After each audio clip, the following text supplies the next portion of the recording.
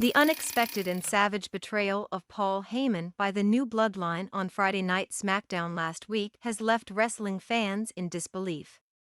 As previously reported in our video, Paul Heyman is apparently in critical condition in the hospital after SmackDown, where Heyman was devastatingly sent crashing through the announcer's podium. Paul Heyman's betrayal has left fans and the WWE locker room in a state of prayer, but it looks like Heyman has a long way to go before he can return to form in the company. Roman Reigns is furious with the new Bloodline for what they did to his wise man and is determined to get retribution. But there are other issues the new Bloodline has to be concerned about at the moment besides Roman Reigns' desire for vengeance. According to a shocking behind-the-scenes source, Triple H, SmackDown General Manager Nick Aldis, and other important WWE execs are really upset with Solo Sikoa and the rest of the Bloodline for what they did to Paul Heyman.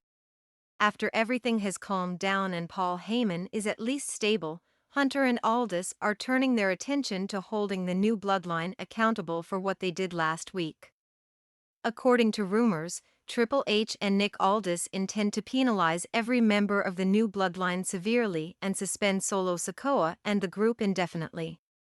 The following shocking information regarding WWE's intentions to penalize the new Bloodline was obtained by one of our insider sources. After the new Bloodline's vicious betrayal on Friday Night SmackDown last week, Triple H and Nick Aldis were completely preoccupied with making sure Paul Heyman would be well, as we detailed in yesterday's video.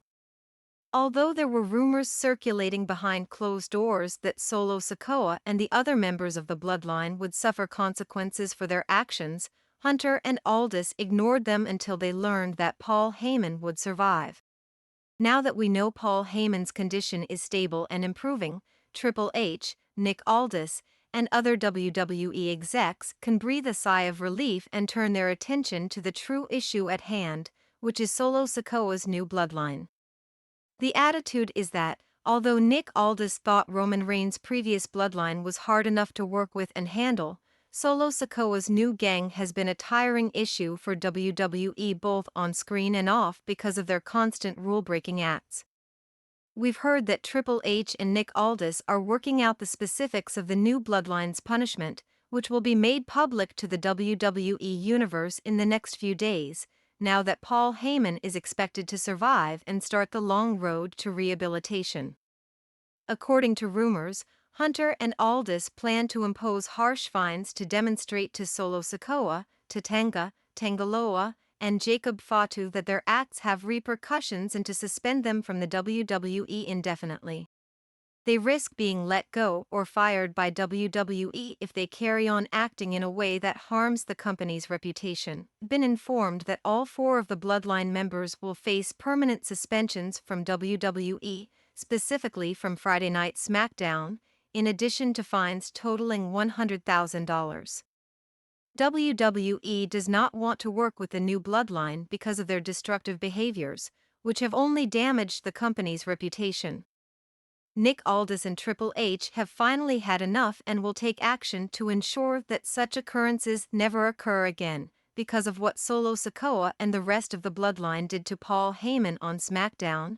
He was admitted to the hospital and placed in critical care. If Heyman hadn't made it, WWE would have been in for a terrible publicity disaster due to something so bizarre involving their hired talent on their TV show. In addition to the consequences for Paul Heyman, a highly esteemed industry figure who plays a crucial role in WWE's operations behind the scenes, this would have been disastrous for the company. It is evident that Solo Sikoa and the other members of the new Bloodline are not getting away with betraying Paul Heyman on SmackDown last week. The reason WWE had not yet declared a punishment was because their priority at the moment was making sure Paul Heyman would survive. Heyman's condition has stabilized, so Triple H and SmackDown General Manager Nick Aldis can take the Bloodline to task to make sure this doesn't happen again. As the Bloodline's new tribal chief, Solo Sikoa might think he is unstoppable, but if these claims are accurate, the Bloodline's 4 members will soon face an extended suspension from WWE and fines of $100,000. because they recently joined WWE and might not have the same financial cushion as Solo Sikoa, Jacob Fatu, Tama Tonga, and Tangaloa are particularly unfortunate victims of this. The duration of the new Bloodline's permanent ban from WWE may be a concern for certain fans. According to one insider, we've heard that because of the seriousness of the injuries they inflicted on Paul Heyman last week, Solo Sikoa and the rest of the Bloodline may be taken off of WWE television for a few months in addition to their indefinite suspensions from the company. It's said that this is not the situation in the WWE, where performers with indefinite suspensions usually return swiftly. Triple H and Nick Aldis discussed immediately firing them due to the harm they did to Paul Heyman on Friday Night SmackDown last week. But if they can get themselves together and stop being such a hassle for the business, they see potential in the new Bloodline. They chose severe fines and an indeterminate suspension rather than firing. WWE agreed to this penalty since they wouldn't want them to join AEW. You shouldn't anticipate Solo Sikoa, Tama Tonga, Tangaloa, and Jacob Fatu to return for a few months if WWE announces their suspensions. Triple H and Nick Aldis intend to use the new Bloodline as a teaching tool, and their indefinite ban is probably going to be taken very seriously. Many fans would believe Solo Sikoa and the other members of the faction deserve their penalty once it is made official, but some may think they should have received worse. Due to the aforementioned factors, WWE chose to suspend them rather than dismiss them. Nonetheless, they would have been fired if they hadn't been well-known figures who drove large audiences to SmackDown. Paul Heyman is in the hospital right now, and tragic news regarding Heyman's condition was recently disclosed by Roman Reigns. The consequences of the Bloodline's brutal attack on Paul Heyman have been eagerly anticipated by WWE fans. It is obvious that the Bloodline should face consequences for the unlawful treatment of Paul Heyman. Cody Rhodes even admitted in a recent interview that he is afraid of the Bloodline. He becomes extremely anxious and afraid of what could happen every time he works with them since the Bloodline, especially this current iteration led by Solo Sikoa, is unquestionably one of the most dangerous factions in WWE history. Nick Aldis, general manager of SmackDown, has now spoken out about the situation involving the Bloodline. Nick Aldis shared a photo of himself and Cody Rhodes from this past Friday's SmackDown on Instagram. The caption read, "Sometimes you have to make decisions in the heat of the moment, and those decisions have unintended consequences." Nick Aldis is attempting to convey that he wishes he had also had the Bloodline removed from the building by the New York police, in addition to Cody Rhodes, Randy Orton, and Kevin Owens. He feels that if he had also taken the Bloodline out of the building, the attack on Paul Heyman would have been prevented, because he was preoccupied with organizing the Bloodline's appreciation ceremony at the end of the episode. Nick Aldis feels guilty. He was in favor of it happening and thought Cody, Orton, and Owens should take the fall for their surprise attack on the Bloodline at the start of SmackDown. It is obvious that Aldis erred in judgment and ought to have ordered the removal of all these wrestlers, especially Paul Heyman, from the building. After Heyman was decimated by the Bloodline, he was eventually carried away on a stretcher. In addition, Roman Reigns is informing WWE fans of some very depressing news regarding Paul Heyman's condition. Before we share the news, WWE's TikTok channel released an extremely strange video featuring Solo Sikoa. In the video, which was shot just before SmackDown premiered on Friday, wrestlers were asked which they liked better, New York pizza or hot dogs. Solo Sikoa could be spotted in the background sporting a track suit that resembled Roman Reigns' old ones. This confused fans of WWE. What was the purpose of Sikoa's track suit?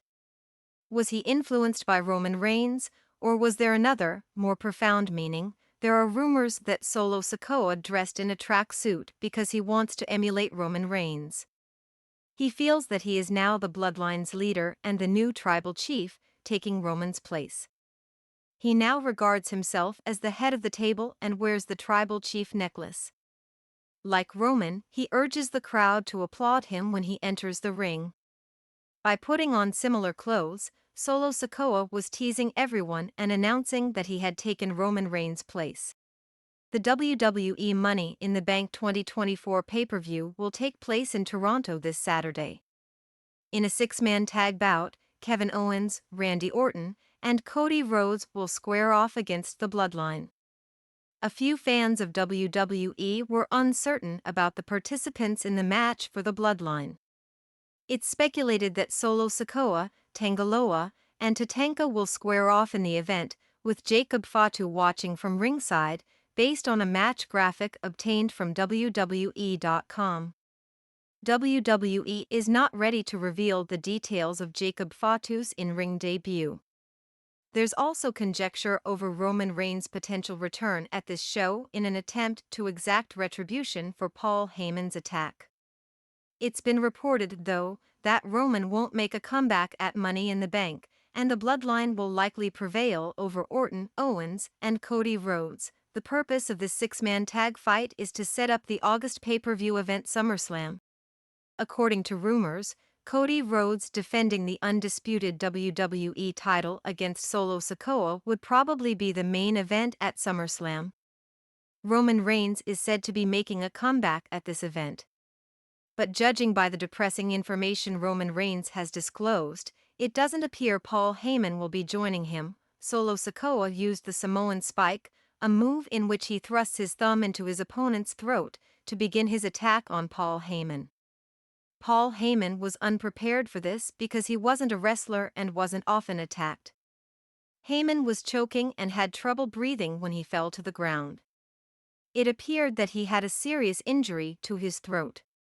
Heyman was attacked once more a few minutes later, but the Samoan Spike was actually the source of his damage. Paul Heyman's health is facing some very tragic news, as told by Roman Reigns. Reigns reportedly confided in close friends and family that Heyman's primary injury from the Samoan Spike was to his throat behind closed doors.